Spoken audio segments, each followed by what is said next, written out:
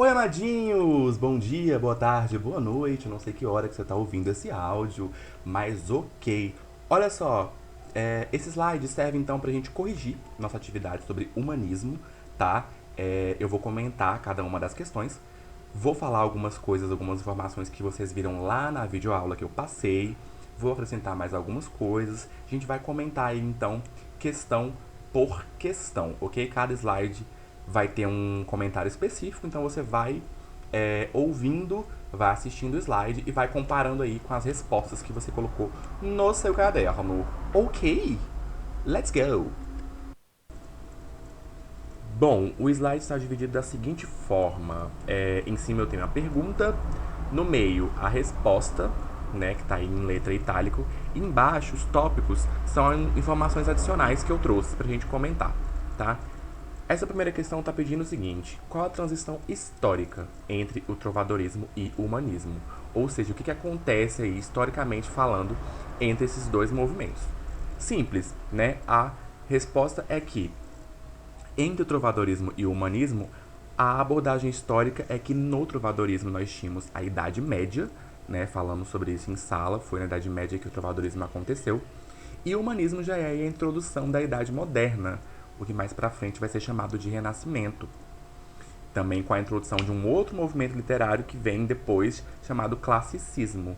Então, essa é a resposta, essa é a transição. As informações que eu coloquei, gente, que é importante lembrar é que o humanismo é uma escola literária de transição. Então, ela existe aí para transitar entre a Idade Média e a Idade Moderna. Então, ela está ali no meio de dois grandes acontecimentos. Então, ela é uma escola literária de transição. E uma informação histórica importante que eu acrescentei também é que ele teve o seu início ali na Itália no século XV, né? Na Europa, obviamente. Bom, na questão número 2 está dizendo: o humanismo é a escola literária que está em transição entre quais outras? Gente, falei agora no slide anterior que o humanismo é uma escola literária de transição, ela está transitando entre um acontecimento e outro. O que vem antes? Trovadorismo, claro. E a outra escola literária que vai vir depois do humanismo é o classicismo, que eu também falei agora ali no slide anterior. Então, o humanismo é uma escola literária que é considerada de transição porque ela está aí no meio dessas duas escolas literárias. O trovadorismo lá na Idade Média e o classicismo já na Idade Moderna, ali já introduzindo o Renascimento. O humanismo fica ali no meiozinho ali, fazendo então a transição. E foi justamente isso que eu coloquei aí embaixo no tópico, como informação adicional, né? Que o trovadorismo foi na Idade Média, o classicismo já no Renascimento e o humanismo ali no meiozinho, fazendo então a transição entre as duas escolas literárias. Qual a diferença entre teocentrismo e antropocentrismo? Gente, falamos muito isso em sala, que teocentrismo é Deus no centro de tudo. Então lá no trovadorismo, os homens acreditavam na igreja, colocavam a religião católica acima de tudo, à frente de tudo, os dogmas da igreja, né? Então o homem tinha medo de ir pro inferno, então ele fazia tudo bonitinho, conforme manda o figurino, conforme mandava a igreja. E quando o humanismo começa então um movimento contrário, né, de antropocentrismo. Esse homem passa a estar no centro de tudo. Como assim esse homem no centro de tudo? Ele passa a pensar por conta própria, né, e não só influenciado pela igreja, influenciado pela religião. Então eu acrescentei aí nos tópicos: o homem sempre em busca do que é melhor para os seres humanos, ou seja, para ele mesmo, né? Sem pensar em servir a religião, sem pensar em seguir os dogmas da igreja. Então é um momento de transição porque há essa mudança de pensamento do homem, né? Aquele homem, aquele ser humano até então 100% influenciado pela igreja, pelos dogmas da religião, passa a pensar com a própria cabeça, passa a pensar e agir por ele mesmo. Daí o nome humanismo, inclusive, né? Por que então que o humanismo tem este nome? Acabamos de falar.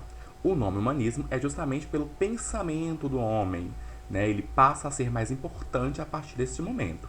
Passa a haver então a valorização do ser humano, a valorização daquilo que ele acredita, daquilo que ele pensa, né? Das opiniões próprias. e não ditadas, né, regradas pela igreja, pela religião. Então, humanismo vem de humano, vem de homem, antropocentrismo. Este homem no centro das coisas. O que é burguesia dentro do contexto do humanismo? Gente, burguesia, um grupo de pessoas que passaram a trabalhar com o comércio de forma muito forte, criando assim essa sociedade que vive em torno do capital. A burguesia, gente, era esse grupo de pessoas, né? O nome, ele provém das vilas em que eles viviam, que eram chamadas de burgos. Então, esses grupos de pessoas que viviam nesses burgos passaram a trabalhar com o comércio de uma forma muito forte, né? Vivendo ali em torno do dinheiro, em torno da compra e venda da mercadoria. E eles passaram, então, se tornaram pessoas, um grupo de pessoas que viviam em torno daquilo. Daí o nome burguesia, porque eles viviam em vilas chamadas burgos, que foi essa informação que eu acrescentei aí. Tá? Por que estamos falando de burguesia aqui dentro do contexto do humanismo? Porque é dentro deste contexto que ela existe. É dentro desse contexto que ela é criada. Então a burguesia ela foi criada nessa época, né? Com esse grupo de pessoas que moravam nessas vilas chamadas de burgos. Então, o surgimento desse termo burguesia é nessa época do humanismo. Isso é muito importante falar, porque lá no trovadorismo, lembre-se que no trovadorismo, Idade Média, feudalismo, não tinha capitalismo, não tinha dinheiro, né? Não tinha compra e venda, era só lá o senhor feudal escravizando o pobre do vassalo, né? E aqui então, no humanismo, essa moeda, isso começa a existir, esse capital, o dinheiro começa a existir. Daí o nome da origem desse termo burguesia. Bom, cite alguns autores do humanismo, né? Não podemos deixar de falar de movimento literário sem falar de autores. Nós temos então o Francesco Petrarca, o Giovanni Boccaccio. Esses dois estavam ainda ali num contexto da Itália, são autores italianos, né? Que foi o país da Europa onde de fato o humanismo começou. O Montaigne, Michel Montaigne, o Thomas More, que já não são mais italianos. E o Gil Vicente, que é um nome muito importante porque ele foi português, né? Coloquei aí que ele foi um grande expoente do humanismo em Portugal. A gente sempre fala de Portugal, gente, porque Portugal foi o nosso berço, né? Foi o país que nos colonizou algum tempo depois. Então, tudo que é remanescente de Portugal, tudo que acontece em Portugal, historicamente falando, vai refletir no Brasil mais pra frente. Né? Então a gente vai sempre dar um valor maior aos autores portugueses por conta disso. Então a gente tem aí, de todos esses autores, em destaque, o Gil Vicente, que era um autor português e foi um grande expoente do humanismo lá em Portugal. Vimos um tipo de poesia do humanismo chamado poesia palaciana. Aí a questão 7 está pedindo para você responder algumas coisas sobre esta poesia palaciana. Primeiro, o que ela era, né? O nome já diz, palaciana vem de palácios. Então ela eram, né, poesias produzidas dentro dos palácios, por isso levou este nome. Por quem que elas eram escritas? Gente, se eu tô falando de palácio, quem mora no palácio? Não é pobre, né?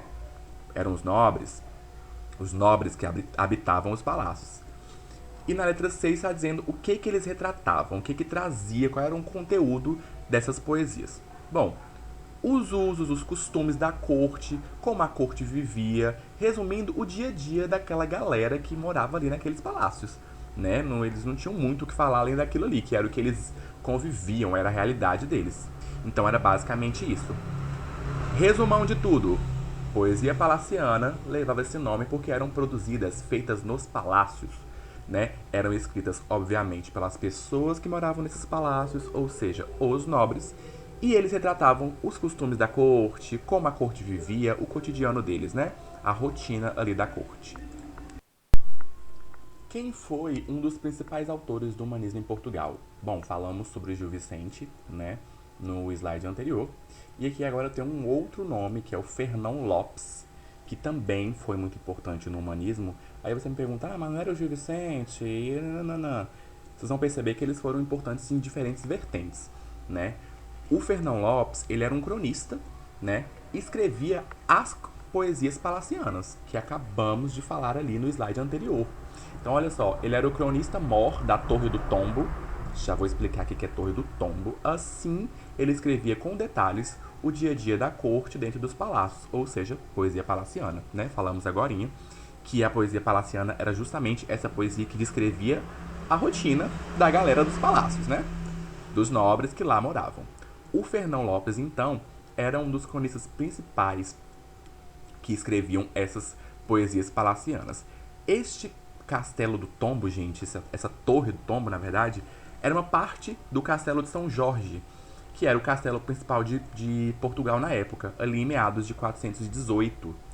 E essa Torre do Tombo era uma parte específica do castelo, onde se guardavam os principais papéis e arquivos reais, ou seja, uma espécie de biblioteca mesmo, onde se guardavam os papéis, os arquivos, né, da corte, e ali era onde ficava o Fernão Lopes, dali, daquele lugar, dessa Torre do Tombo, né, localizada nesse castelo de São Jorge, que ele escrevia as poesias palacianas, as crônicas que falavam sobre o dia a dia da corte, enfim, sobre a rotina daqueles nobres.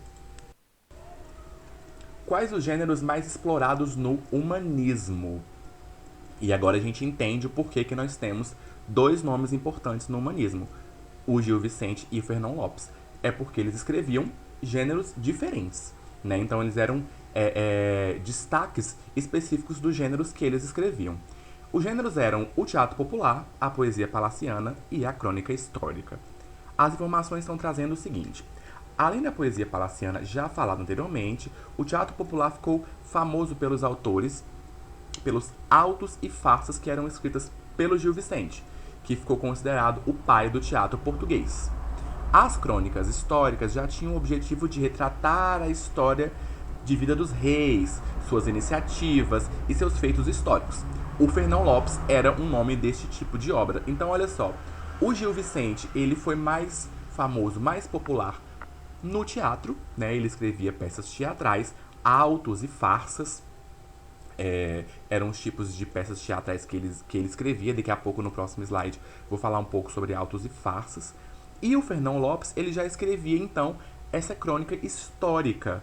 A crônica histórica, a gente falava dos reis, da vida dos reis, aquilo que os reis fizeram de importante, os feitos históricos que os reis fizeram, as iniciativas políticas que eles tiveram, ou seja, retratava um pouco também da rotina, né? Retratava um pouco do dia a dia desses nobres nos castelos. Então, resumindo, o Gil Vicente foi expoente, foi importante escritor do teatro popular, né?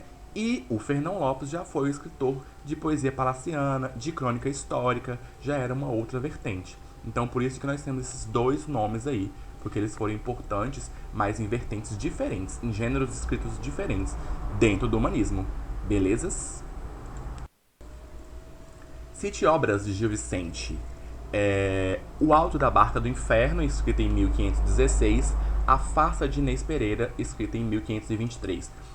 Coloquei aí como curiosidade para vocês entenderem qual é a diferença de um auto e de uma farsa.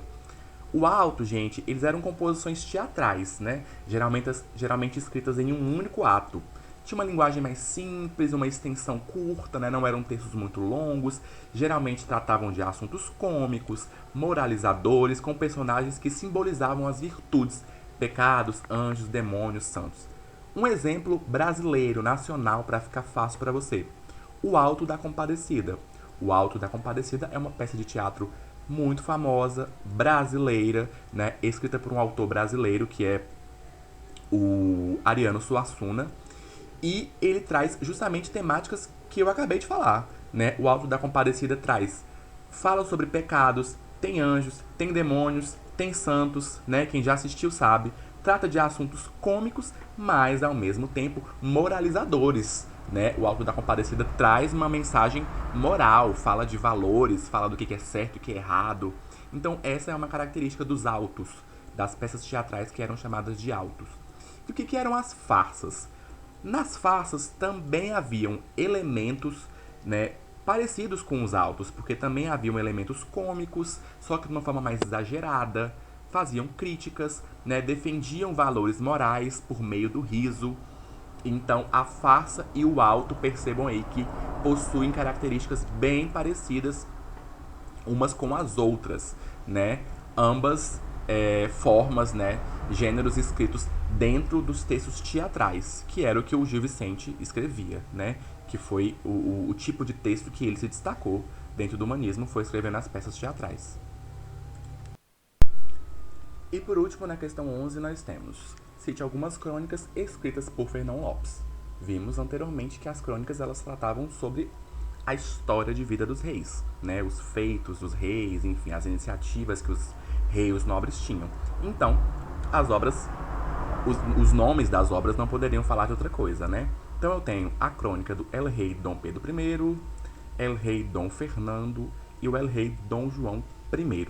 Gente, o Fernão Lopes, ele foi um dos maiores representantes dessa prosa historiográfica, né, da historiografia, que falava da história de Portugal, dentro aí do humanismo, justamente porque ele escrevia essas crônicas que retratavam os grandes reis que eram quem governavam na época. Então, logo, ele foi responsável pela escrita de vários documentos importantes históricos para a história de Portugal. E isso tudo aconteceu aí dentro desse período do humanismo. Beleza? É isso. Espero que tenham entendido, tenha ficado claro. Beijos!